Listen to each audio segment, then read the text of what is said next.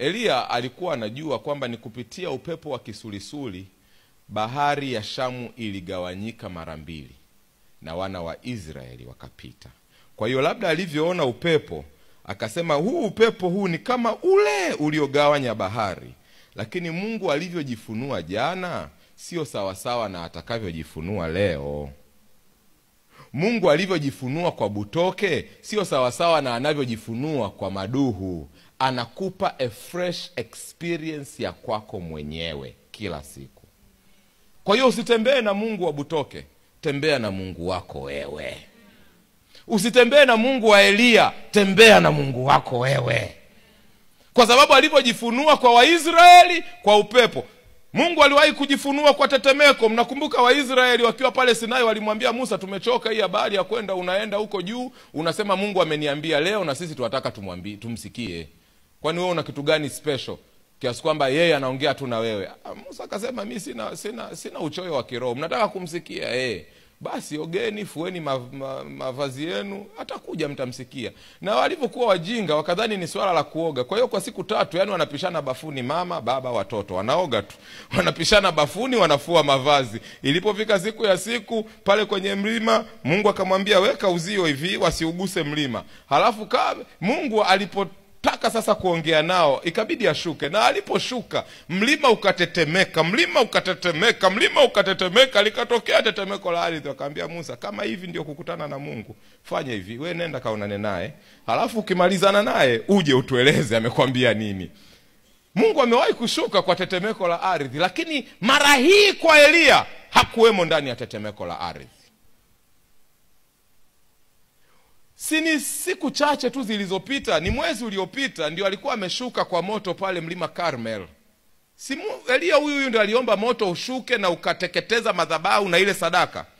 Lakini this time around hakuwepo kwa moto. Sikiliza wapendwa, sisi Waadventista wa Sabato tunaamini katika kitu kinachoitwa progressive revelation.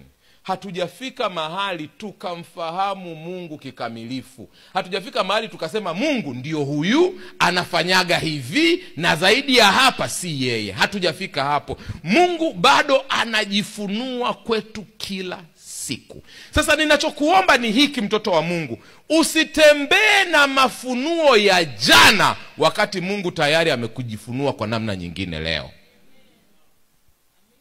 Usitembee na mambo ya jana wakati leo Mungu ana mkate mpya kwa ajili yako.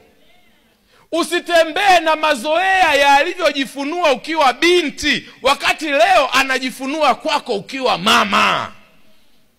Bwana Yesu asifiwe. Na hii ndio shida ya Waadventista wengi. Tunadhani kwamba tumemfahamu Mungu na tumemlimit. Lazima Mungu atokee kwa namna hii hapa. Zaidi ya hii si Mungu. Wapendwa, Mungu anajifunua kila siku kwa namna ya pekee. Usimlimit Mungu, jana nilikwambia. Halafu ndipo Biblia yangu inasema kakatokea kasauti kadogo.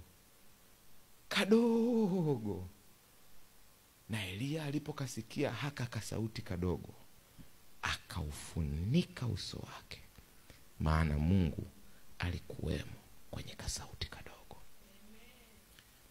Tatizo jingine letu sisi, tunategemea Mungu siku zote aje kwa mambo makubwa ya kutishatisha, mitetemeko, mioto, miupepo ya kisulisuli inayochana milima. Unasema huyu ndio Mungu.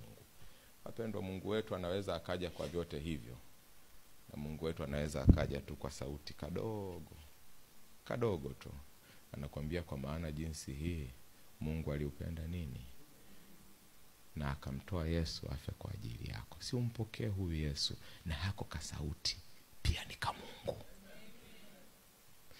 Kuna ile dini ya kuamini kupitia miujiza, kupitia nini, na ni kweli Mungu anafanya yote hayo, lakini asipoyafanya yote hayo haimaanishi kwamba hayupo.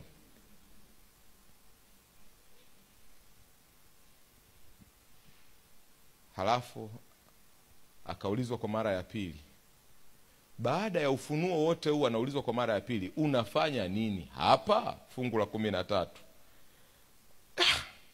Na ndio jua huyu jamaa alikuwa na roho ngumu, anapoulizwa kwa mara ya pili, jibu lake ni lile lile. Yani baada ya tetemeko, baada ya kisulisuli, baada ya moto, baada ya nini, anapoulizwa hana jipya. Anamwambia Mungu, mimi naona wivu kwa ajili yako. Hajabadilisha msimamo, hajaongoka.